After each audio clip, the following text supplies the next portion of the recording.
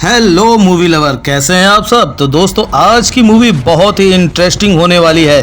Channel पर नए हैं तो सब्सक्राइब कर लीजिएगा ऐसी ही धमाकेदार मूवी देखने के लिए। कहानी शुरू करते हैं तो मूवी की शुरुआत में 2007 का सीन दिखाते हैं, जहां हम मनु नाम के लड़के को देखते हैं जो आईसीयू में एडमिट था और डॉक्टर आकर उसे बताते हैं कि आपको 1 हफ्ते बाद होश आया है। आप जब यहाँ आए तो आपकी हालत काफी ज्यादा खराब थी, शायद आपको किसी चीज का शौक लगा था। तब मनु कहता है कि मुझे अपने दोस्तों से मिलना है, लेकिन डॉक्टर कहते हैं कि सामने लगी पेंटिंग पर बताओ कौन है। पर मनु को सब कुछ अभी भी ब्लर दिख रहा था, इसलिए वो बता नहीं पाता। तो डॉक्टर कहता है कि जब पेंटिंग साफ दिखने लगेगी तो हम तुम्हें जनरल वार्ड में शिफ्ट कर देंगे, तो तुम अपने दोस्तों से मिल पाओगे। इसके बाद मनु अकेला होता है तो वो आईसीयू से बाहर निकलने की कोशिश करता है, लेकिन वो उठ ही नहीं पाता और नर्स उसे देख लेती है। फिर वो पूछती है कि तुम अपने दोस्तों से मिलना क्यों चाहते हो, जिस पर मनु कहता है कि मुझे उन्हें जरूरी बात बतानी है। साथ ही वो ये भी बताता है कि मैं इस हाल में कैसे पहुंचा। यहाँ से सीन पास्ट में जाता है और हमें मनु के 5 दोस्तों के बारे में बताया जाता है, जिसमें से पहला था अच्युत, जो सरकारी नौकरी की तैयारी कर रहा था बस नाम के लिए। दूसरा है ननकू, जो चाय की टपरी चलाता है। तीसरा है विजय, जो कमोड का बिजनेस करना चाहता है, लेकिन ये बिजनेस चल ही नहीं रहा, इसलिए उसने सारे कमोड के पीस अपने रूम में ही रखे हुए हैं। वहीं चौथा है निरूप, जो नौकरी ढूंढ रहा है और वो इन सब का लीडर बना फिरता है। और 5वां है रिविन, जो अकेला इन सब में कमाता है और रिविन की एक गर्लफ्रेंड भी है। हालांकि वो कभी अपनी गर्लफ्रेंड से मिला नहीं, बस उससे वो फोन पर ही बातें करता रहता है। फिर पता चलता है कि आज इन लोगों को काफी ढूंढने के बाद एक घर किराए पर मिला है, इसलिए ये लोग यहाँ शिफ्टिंग कर रहे थे। तभी मनु एंटीना ठीक करने छत पर आता है तो देखता है कि यहाँ तो ऊपर की मंजिल पर एक लड़की रहती है, जिसे मनु देखता ही रह जाता है। फिर मनु नीचे आकर अपने दोस्तों को उस लड़की के बारे में बताता है और कहता है कि मैंने उस लड़की को पहले देखा है तो वो मेरी हुई। इसी बात पर इन लोगों में बहस होने लगती है। तभी यहाँ रिविन बताता है कि आज तो मेरे एक दोस्त की शादी है, जहाँ ये सब पहुँच जाते हैं और मौका मिलते ही खाने पर टूट पड़ते हैं। उसी समय मनु देखता है कि यहाँ तो हमारी पड़ोसन भी आई है, जो मनु को पहचान लेती है और बताती है कि मेरा नाम काव्या है। तब मनु भी उससे मिलता है और यहाँ काव्या अपनी रूममेट से भी इन्हें मिलाती है, जिसका नाम मधु था। तब ये लोग मधु पर भी फिदा हो जाते हैं। खैर, अब जब रिविन अपने घर पर अपनी गर्लफ्रेंड से बात कर रहा होता है तो हमें पता चलता है कि रिविन की गर्लफ्रेंड कोई और नहीं बल्कि मधु ही है, पर वो अभी रिविन के सामने आना नहीं चाहती। जिसके बाद कुछ दिन ऐसे ही बीतते हैं और निरूप देखता है कि इन लोगों ने घर पर पूरा सत्यानाश कर रखा है, इसलिए वो सबको इकट्ठा करता है और हर किसी को एक एक काम करने के लिए कहता है, ताकि इस घर की सफाई के साथ साथ सबको खाना टाइम पर मिल सके। और ये सब वहाँ बैठी मधु और काव्या देख कर हंस रही थी। अब इसके बाद एक दिन ये सारे लड़के वॉलीबॉल खेल रहे होते हैं, तो मनु कहता है कि चलो कैरम खेलते हैं ना, क्योंकि उसे वॉलीबॉल खेलना पसंद नहीं था, जिस पर वो लोग मना कर देते हैं और वहाँ काव्या भी आकर खेलने लगती है। तब मनु अकेला ही निकल जाता है अपने दूसरे दोस्तों से मिलने, ताकि उसका टाइम पास हो सके। और फिर वो सीधा अपने दोस्त डीजे के पास आता है तो यहाँ डीजे ओजा बोर्ड पर आत्मा को बुलाने की कोशिश कर रहा था, जो देखकर मनु को काफी अच्छा लगता है कि ये तो बड़ा मस्त गेम है। जिसके बाद मनु वहाँ से सीधा साइबर कैफे में जाता है और ओजा बोर्ड के बारे में इंफॉर्मेशन निकाल लेता है कि वो कैसे वर्क करता है और आत्मा कैसे आती है। इधर हम अच्युत को देखते हैं, जो नशे में बैठा होता है। तभी उसकी नजर एक छोटी सी पोटली पर जाती है जिसमें अमित लिखा था और साथ ही उसमें पायल पड़ी थी, इसलिए अच्युत उसे अपने पास रख लेता है और कुछ दिन ऐसे ही बीतते रहते हैं। फिर एक दिन मधु जब रिविन से बात करने की कोशिश करती है तो रिविन उसे भाव तक नहीं देता, क्योंकि वो अपनी गर्लफ्रेंड के लिए लॉयल था। तब मधु अच्युत से कहती है कि क्या तुम मेरे साथ डिनर करोगे, जिस पर अच्युत खुश हो जाता है, ये सोच कर कि शायद मधु उससे इम्प्रेस्ड है, पर असल में तो मधु अच्युत से रिविन के बारे में इंफॉर्मेशन लेना चाहती थी। खैर, रात को अच्युत मधु के साथ डिनर पर जाता है और वहाँ उसे वही पायल गिफ्ट देता है जो उसे पोटली में मिली थी। तब मधु भी वो पायल रख लेती है और रिविन की बात करने लगती है। इसके बाद जब अच्युत अपने रूम पर आता है तो देखता है कि यहाँ मनु ने आज एक ओइजा बोर्ड बनाया है और वो सबको बताता है कि हम एक कैंडल को ग्लास के अंदर रखेंगे और आत्मा को बुलाएंगे, अगर यहाँ आत्मा होगी तो जरूर आएगी। जिसके बाद ये लोग आत्मा को बुलाने की कोशिश करते हैं, लेकिन इसका कोई फायदा नहीं होता और सब लोग सोने चले जाते हैं। तब मनु भी सोचता है कि शायद गत्ते का ओइजा बोर्ड बेकार है, कोई दूसरा इंतजाम देखना होगा ओइजा बोर्ड के लिए, क्योंकि इससे तो ग्लास भी मूव नहीं होता। फिर दिवाली का समय आता है जहाँ मनु के सारे दोस्त पटाखे जला रहे थे, वहीं मनु ने कैरम बोर्ड को ही ओइजा बोर्ड में कन्वर्ट कर दिया था। फिर हम देखते हैं कि एक दिन विजय जिस लड़की को पसंद करता है उसे जाकर छेड़ देता है, ये सोचकर कि शायद ये मुझसे इम्प्रेस हो जाएगी। लेकिन थोड़ी देर में वो लड़की तो विजय के रूम पे अपने पापा के साथ आ जाती है उसे पिटवाने के लिए। तब यहाँ रिविन सिचुएशन को संभालता है। इसके बाद मनु अपने दोस्तों से कहता है कि मैंने ओइजा बोर्ड बना लिया है, चलो आज फिर आत्मा को बुलाते हैं। लेकिन इस बार कोई भी इस गेम को खेलने में इंटरेस्टेड नहीं था। तभी वहाँ रिविन कहता है कि ये ये ओजा बोर्ड वगैरह बेकार है, इससे शैतानी आत्मा भी आ सकती है। असल में रवीन भगवान में बहुत मानता था। तब यहाँ मनु निरूप को भड़का देता है कि तू कैसा लीडर है जो आत्मा से डरता है। ये सुनकर निरूप मान जाता है ओजा बोर्ड का गेम खेलने के लिए। फिर ये लोग सबसे पहले सारे भगवान की मूर्ति रवीन के रूम में रख देते हैं जिससे आत्मा यहाँ आ सके। साथ ही पूरे कमरे में अंधेरा करके ये लोग कैंडल जला लेते हैं और अपना गेम शुरू करते हैं। यहाँ मनु पहले तो आत्मा को बुलाता है और फिर सवाल करता है कि अगर तुम आ गई हो तो बताओ तुम्हारा नाम क्या है। तब वो ग्लास हिलता ही नहीं और मनु को लगता है कि अगर इस बार भी ये ओजा बोर्ड काम नहीं किया तो मेरे सारे दोस्त मेरा मजाक बनाएंगे। इसलिए वो ग्लास को हिलाने लगता है और सामने बैठा ननकू भी ग्लास हिलाने में मनु की मदद कर रहा था, जिसके जरिए ये लोग एक नाम बनाते हैं अनामिका। तब सबको लगता है कि यानी आत्मा का नाम अनामिका है। ये जानकर ये लोग यहीं पर गेम रोक देते हैं क्योंकि कुछ लोग डर गए थे और काव्या भी इन्हीं के साथ थी। खैर फिर अगले दिन ये लोग दोबारा से ये गेम शुरू करते हैं और इस बार इनका कोई दूसरा दोस्त भी आया हुआ था। तब मनु एक दो सवाल के जवाब में ऐसे ग्लास सरका देता है और कहता है कि आज के लिए बस बहुत हुआ, मैं सोने जा रहा हूँ। तब यहाँ काव्या कहती है कि तुम जाओ, मैं तुम्हारी जगह बैठ जाऊंगी और फिर वो मनु की जगह हाथ रख देती है। वहीं ननकू की जगह इनका दूसरा दोस्त बैठ जाता है। ये देखकर मनु को लगता है कि अब ये ग्लास कौन सरकाएगा और ये लोग पक्का जान जाएंगे कि मैं ही अब तक इस ग्लास को मूव कर रहा था। तभी काव्या एक रैंडम सवाल करती है और ग्लास अपने आप मूव होने लगता है, जिस पर मनु को लगता है कि शायद काव्या ही जानबूझकर ये ग्लास मूव कर रही होगी। इसके बाद अगले दिन से मनु का वो दोस्त अपने बाकी दोस्तों को भी ओजा बोर्ड की आत्मा के बारे में बताता है और मनु के घर पर लोगों की भीड़ लग जाती है आत्मा से बात करने के लिए। फिर एक दिन निरूप का दोस्त आत्मा से पूछता है कि बता मेरी बिल्ली को मरे कितने साल हो गए और उसका नाम क्या था, जिस पर ग्लास मूव होता है और वो अल्फाबेट मिलाकर पिक्सल नाम बताता है। साथ ही ग्लास मूव होकर 6 नंबर पे जाता है, यानी बिल्ली को मरे हुए 6 साल हो गए। ये जानकर वो लड़का कहता है कि इसके बारे में तो किसी को भी नहीं पता था, मतलब सच में यहाँ आत्मा है। तब मनु को ये बात बहुत अजीब लगती है कि ये कैसे हो गया, पर फिर वो ज्यादा ध्यान नहीं देता। फिर ऐसे ही कुछ दिन बीतते हैं और नानको को एक साया नजर आता है जो कहीं एकदम से गायब हो जाता है। इससे ननको डरने लगता है। फिर उसी समय वहाँ पर उस एरिया का गुंडा आता है जो कहता है कि आज मैं तुम्हारी आत्मा अनामिका की परीक्षा लेने आया हूँ। अच्छा चलो बताओ मेरे बाप का नाम क्या है, जो सिर्फ मुझे पता है। तभी वहाँ ग्लास मूव होता है और सलीम नाम पर इशारा करता है। ये देखकर वो गुंडा कहता है कि मेरे बाप का नाम सलाउद्दीन था और सलीम तो मेरा चाचा था, जिस पर ग्लास अभी भी सलीम पर ही मूव होता है। और ये जानकर उस गुंडे को बहुत गुस्सा आता है और वो वहाँ से चला जाता है। तब ये बात मनु के लिए भी बहुत शॉकिंग वाली थी, लेकिन थोड़ी देर में वहाँ पंखा गिरने के कारण कैरम बोर्ड टूट जाता है, यानी अब ओजा बोर्ड का गेम खत्म हुआ। ये देखकर रिबिन को भी चैन की सांस आती है कि चलो अब कोई भूत प्रेत की बात यहाँ नहीं होगी। लेकिन मनु तो काव्या के रूम से उसका कैरम बोर्ड लाकर उसे भी ओजा बोर्ड की तरह बना देता है, क्योंकि रिबिन के अलावा बाकी सभी लोगों को मजा आ रहा था। अब एक दिन सुखी नाम का इनका दोस्त ओजा बोर्ड से सवाल करता है कि बताओ अनामिका आप कहाँ से हो और आपकी मौत कैसे हुई। ये सुनते ही वो ग्लास अपने आप इधर उधर मूव होने लगता है, यानी अनामिका इसका जवाब देना नहीं चाहती थी, जिस पर सुखी कहता है कि ये सब ढोंग है और वो वहाँ से घर के लिए निकल जाता है। तभी ग्लास अपने आप मूव होता है और लिखा आता है कि कोई मरने वाला है। ये लोग पूछते हैं कि कौन, तो ओजा बोर्ड बताता है सुखदेव। ये देखकर तो ये लोग डर जाते हैं और मनु कहता है कि शायद सुखी का नाम ही सुखदेव है, इसलिए ये तुरंत सुखी को ढूंढने निकलते हैं। तो बीच रास्ते में सुखी बेहोश पड़ा था, जिसे ये अपने साथ रूम पर ले आते हैं और कहते हैं कि आज रात तू हमारे साथ ही रहे। पर सुखी इन्हीं पर चिल्लाकर वहाँ से चला जाता है। वहीं आज काव्या को पता चल जाता है कि मधु किसी और से नहीं बल्कि रिविन से ही बात करती है, इसलिए वो उसे कह दे कि रिविन को बता दो, उसे अच्छा लगेगा। लेकिन मधु कहते है कि मैं जल्द ही बता दूंगी। इसके बाद रात के समय जब सब सो रहे होते हैं तो मधु एकदम से जाग कर अजीब तरह से बाहर देखने लगती है और हम समझ पाते हैं कि मधु किसी साये के वश में है। उसी दौरान हम एक तांत्रिक को भी देखते हैं जो उस घर पर नजर रख रहा था। अब अगले दिन विजय का एक्सीडेंट हो जाता है, जिसके कारण वो ठीक से चल भी नहीं पा रहा था। फिर जब ये सब साथ में होते हैं तो फिर वही गेम खेलने लगते हैं। तो इस बार काव्या सवाल करती है कि ये मधु किससे प्यार करती है बताओ। तब ग्लास मूव होता है और लवीन नाम आता है, जो देखकर मधु बात को घुमा देती है ताकि रिवीन का नाम सामने न आए। वहीं हमें पता चलता है कि आए दिन इस घर में मरे हुए चूहे मिलते हैं, जिन्हें ये लोग पास की जमीन में गाड़ देते हैं। फिर अगले दिन ननकू आकर इन सबसे बताता है कि पड़ोस में एक आदमी के बाप की मौत हो गई है, जिनका नाम सुखदेव था। ये जानकर इनके होश उड़ जाते हैं कि वो अनामिका गलत नहीं कह रही थी। इस पर निरूप कहता है कि यार मुझे ये गेम सही नहीं लग रहा है। क्यों ना एक एक्सपर्ट को बुलाकर पूछते हैं कि ये गेम सही में वर्क करता भी है या नहीं। फिर रात में निरूप डीजे को लेकर आता है और डीजे पूछता है कि बता अनामिका, जब ये लोग तुम्हें वापस जाने को कहते हैं तो तुम वापस जाती हो या नहीं, जिस पर जवाब आता है नहीं। फिर डीजे कहता है कि तुम इन लोगों से गुस्सा हो, जिसका जवाब आता है हाँ। और ये देखकर मनु को डीजे पर गुस्सा आ जाता है कि ये कैसे सवाल कर रहा है, इसलिए वो उसे घर से बाहर निकाल देता है। तब जाते हुए डीजे कहता है कि ये आत्मा बहुत खतरनाक है, तुम्हें ये छोड़ेगी नहीं। वहीं अंदर हम देखते हैं कि विजय ने अभी भी ग्लास से हाथ नहीं हटाया था, इसलिए वो ग्लास अपने आप मूव होता है और सेंटेंस बनाता है, जिसे विजय लेफ्ट हैंड से लिख लेता है। फिर वो अपने दोस्तों को बुलाकर बताता है कि अनामिका कुछ कहना चाह रही थी, पर वो वर्ड समझ ही नहीं आता, जो देखकर गुस्से में निरूप कैरम बोर्ड को ही फेंक देता है कि आज से कोई भी गेम नहीं होगा यहाँ पर। इसके बाद ये लोग अगले दिन से ऐसे दिन काटने लगते हैं और अब इन्हें कहीं भी मजा नहीं आ रहा था। इसी तरह से कुछ दिन बीतते रहते हैं और तब रिविन नोटिस करता है कि जैसे उसके आसपास कोई हो, इसलिए वो इतना ज्यादा डर जाता है कि उसे मनु के साथ सोना पड़ता है। अगले दिन मनु नीरव को बताता है कि मेरा एक खास दोस्त है, उसे नक्सल उठा ले गए थे और बाद में उसे खुद ही छोड़ दिया, लेकिन जब से वो उन लोगों के चंगुल से आया है तब से बहकी बहकी बातें करता रहता है। इसलिए डॉक्टर ने कहा है कि वो लोगों के बीच में रहेगा तो ठीक हो जाएगा। इसलिए मनु निरूप से अपने दोस्त को उनके साथ रखने की परमिशन मांगता है तो निरूप भी मान जाता है। अब अगले दिन मनु का दोस्त कबीर आता है जो काफी अजीब हरकतें कर रहा था, लेकिन ये लोग उस पर ध्यान ही नहीं देते और निरूप ने सबको कह दिया था कि अब ये हमारे साथ ही रहेगा। फिर हम देखते हैं कि कबीर उठपटांग हरकत करता रहता था और कई बार तो वो बस दीवार देखकर एकदम स्टैच्यू हो जाता था। फिर जब तक उसे कोई हाथ ना मारे उसे होश भी नहीं आता था। यहाँ ये सारे सीन्स काफी ज्यादा फनी भी थे। तब ये सब देखकर निरूप मनु से कहता है कि तेरा दोस्त सच में साइको है, पर मनु कहता है कि धीरे धीरे ठीक हो जाएगा, थोड़ा समय तो दो। अब समय ऐसे ही बीतता है और एक दिन मनु काव्या और मधु के मुंह से सुनता है कि एक दिन कबीर ने इतना वेट उठा लिया था जैसे उसमें करीब 3-4 आदमी हो, जो बात मनु को अजीब लगती है। वहीं उसके दोस्त भी कबीर के बारे में कह रहे थे कि वो अजीबो गरीब आवाजें निकालता है, जिस पर मनु के मन में डाउट आता है कि कहीं इसमें कोई आत्मा तो नहीं है। अब एक रात जब काव्या सो रही होती है तो वो देखती है कि मधु गायब है और बाहर निकलकर मधु एकदम पोसेस होकर बैठी हुई थी, जिसे काव्या जगाती है और पायल गिरने से मधु होश में आ जाती है। शायद इसी पायल के कारण मधु पर कोई आत्मा हावी हो रही थी। वहीं मनु के घर का लैंडलाइन बजता है और सामने से आवाज आती है कि अमित से बात करा दो, जिस पर मनु रॉन्ग नंबर कहकर फोन काट देता है और जैसे वो सोने जाता है तो कबीर फिर से गुस्से में उसे डांटने लगता है। तब ये देखकर मनु डर के मारे सबको जगा देता है और कबीर ऐसा बिहेव करता है कि जैसे उसे कुछ भी पता नहीं था। इसके बाद मनु देखता है कि अगले दिन कबीर सामने लगे दीवार के पोस्टर को आए दिन घूरता रहता था, इसलिए वो उसे भी जाकर जला देता है। फिर वो निरूप को आकर बताता है कि मुझे समझ नहीं आ रहा ये कबीर पागल तो नहीं हो गया, जिस पर निरूप कहता है कि कुछ दिन हम इस पर पूरी नजर रखेंगे तो पता चलेगा कि इसके साथ क्या हो रहा है।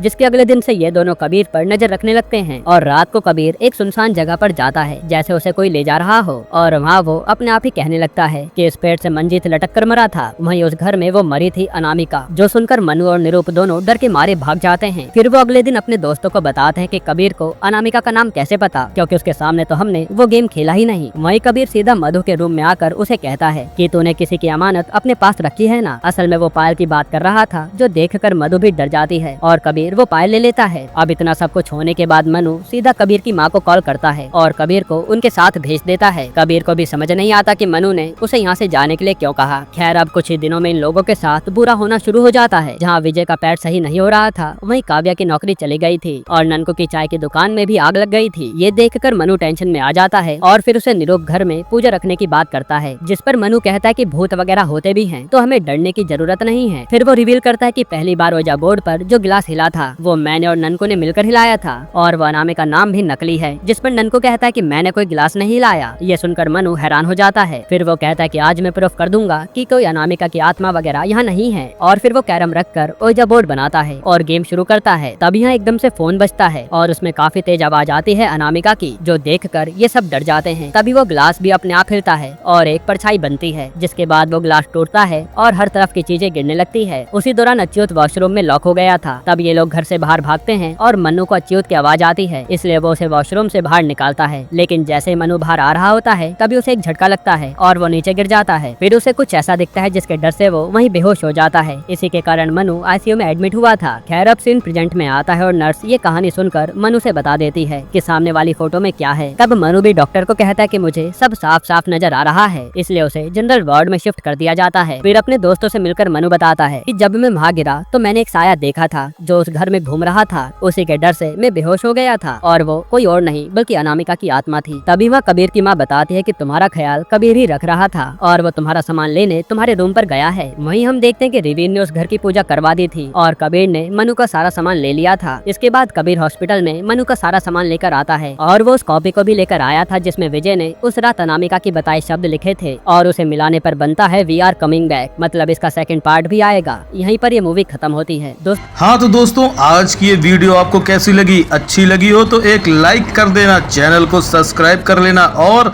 अपने दोस्तों के साथ शेयर जरूर करना। मिलते हैं नेक्स्ट वीडियो में।